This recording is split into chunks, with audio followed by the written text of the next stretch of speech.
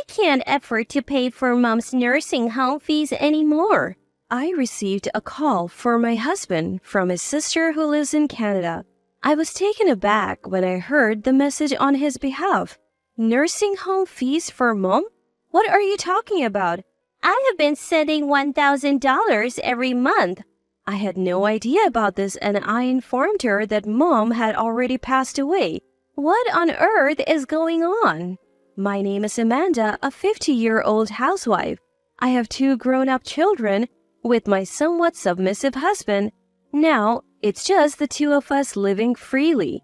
My husband is the same age as me, is unusually submissive for our times.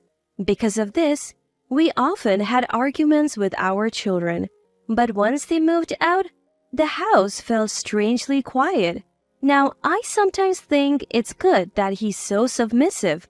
I cherish the moments when I feel happy doing things for him. After my father-in-law passed away, my mother-in-law moved into a nursing home, not wanting to be a burden on us. She enjoyed talking with her peers and was content. However, she passed away from a stroke. My husband has a single sister. She moved to Canada and became a successful entrepreneur. She was the pride and joy of my mother-in-law. So when Mom passed away, we wanted to inform her, but my husband said he couldn't reach her. Without her, we held the visitation and funeral. Months after settling my mother-in-law's belongings and interment, the sister we couldn't contact reached us. Amanda, it's been a while. Is my brother there? It was unusual for her to call the landline. If she wanted to reach my husband, she could call his cell.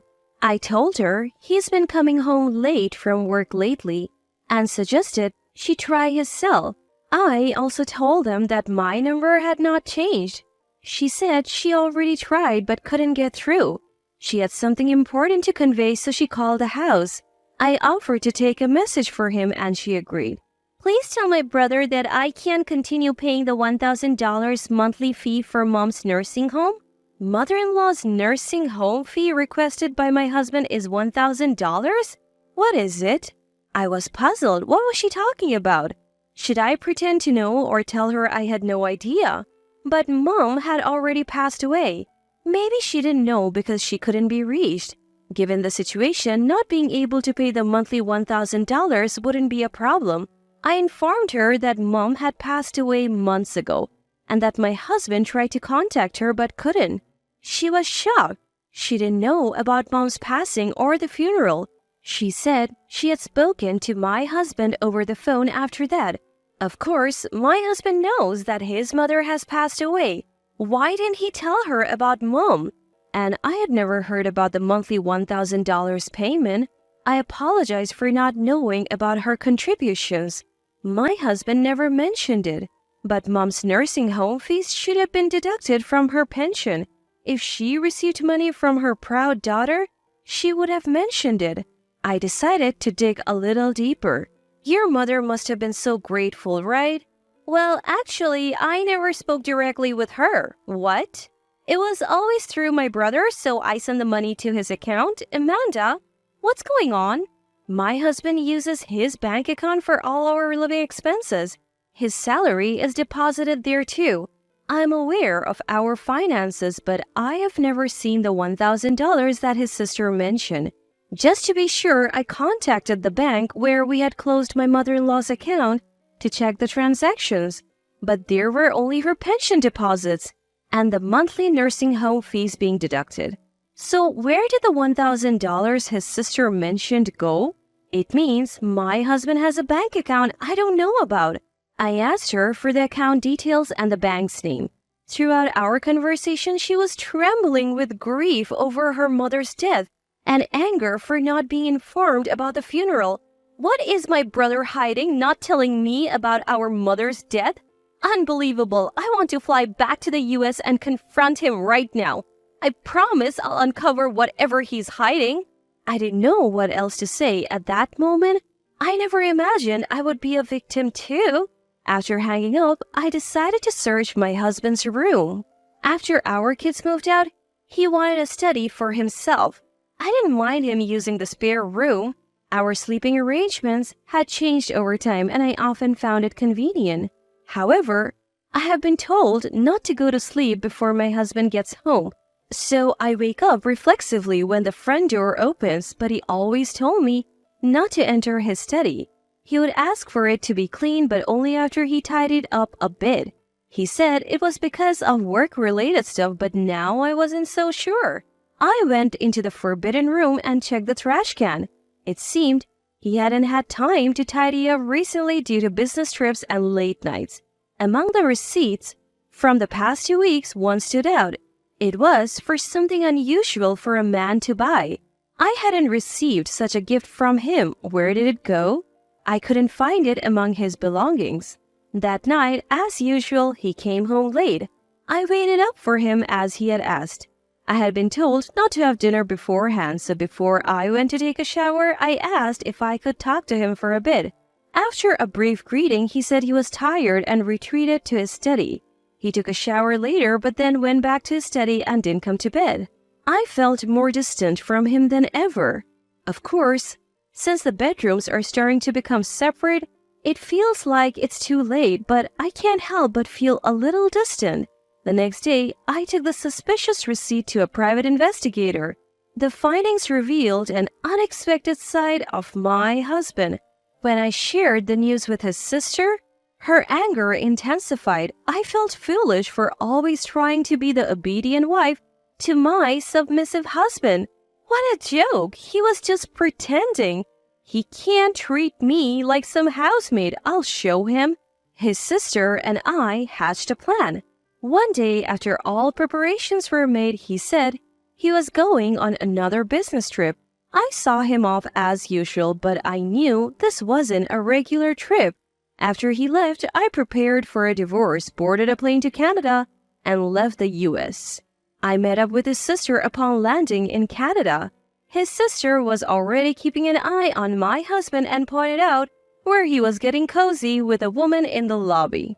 Seemingly content, they sat down, arms wrapped around each other. How could they be so brazen in public?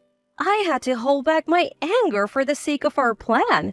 The receipt I found in my husband's study led to some shocking revelations from the private investigator. Firstly, he was alone when he made the purchase, but a conversation with the store clerk revealed the gift was likely for a younger woman.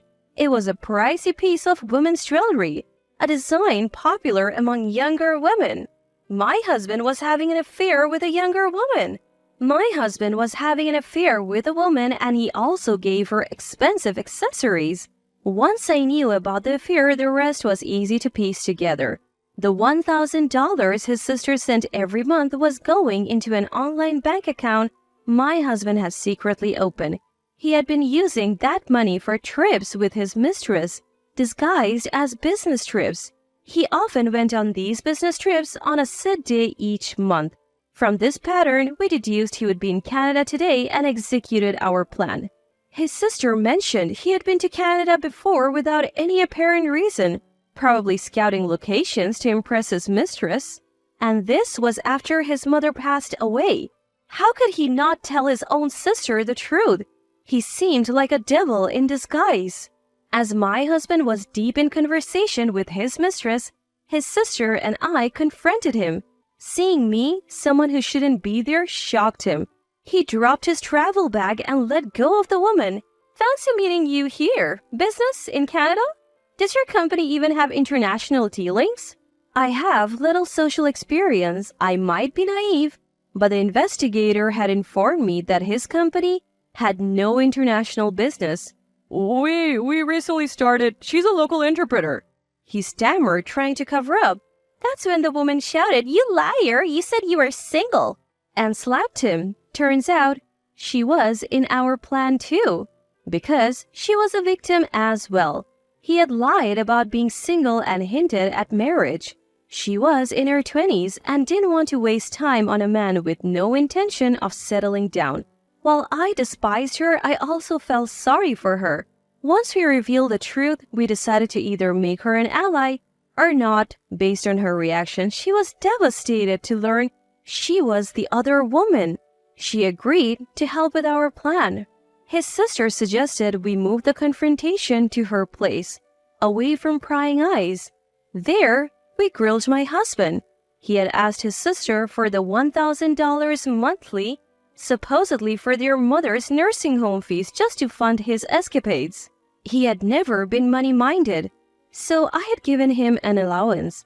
But he decided the amount as their relationship deepened, that wasn't enough. He feared getting caught if he asked me for more, so he lied to his sister. When their mother passed away sooner than expected, he panicked.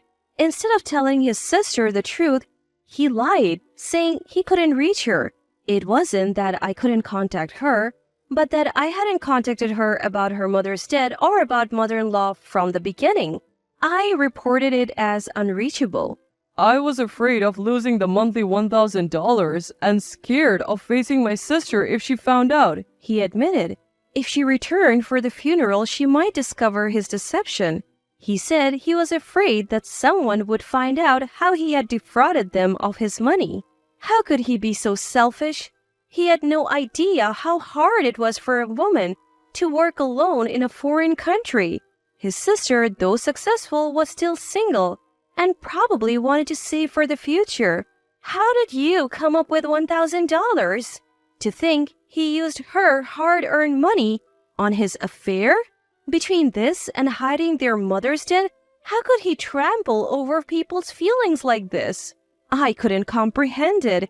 He was fundamentally different from me. I can't be with you anymore. I want a divorce. My husband didn't respond. I wished he would show some remorse, even just a hint, maybe. But he didn't. He questioned how I, who had never worked a proper job, could survive after a divorce at 50. Could I really make it without him, the one providing for me? Of course, I knew the reality, but that's not what I needed to hear right now. Even though I knew, I still wanted a divorce. I was utterly fed up with my husband, who never understood my feelings. I boldly confronted him with evidence, including photos from a private investigator agency. Realizing he would surely lose in court, my husband finally agreed to my demands and signed the divorce papers. The next day, my sister-in-law kindly offered to let me stay until my flight back to the U.S. My husband tried to join, but she firmly said she didn't remember having such a worthless brother and kicked him out. I hadn't submitted the papers yet, but emotionally, he felt like a stranger. Just the thought of being under the same roof irked me, so I backed up my sister-in-law. His mistress thought, I don't need a middle-aged man with such a terrible character. She was disgusted by him using a family death for his own desires and left my sister-in-law's house. Abandoned by both me and his mistress, my husband seemed to chase after her. They had a spat outside, and it seemed she dumped him for good. As a result, he was left wandering in Canada, a place he chose for a romantic getaway, without even understanding the language. The next day, I returned to the U.S. and immediately filed the divorce papers. I also moved to a new place I had been preparing for. Though I had limited experience in society, I wasn't a housewife for no reason. I had saved money secretly over the years, and when I told my kids about everything, they offered some support. In today's age, 50 is still young. I believe I can start a second chapter in my life.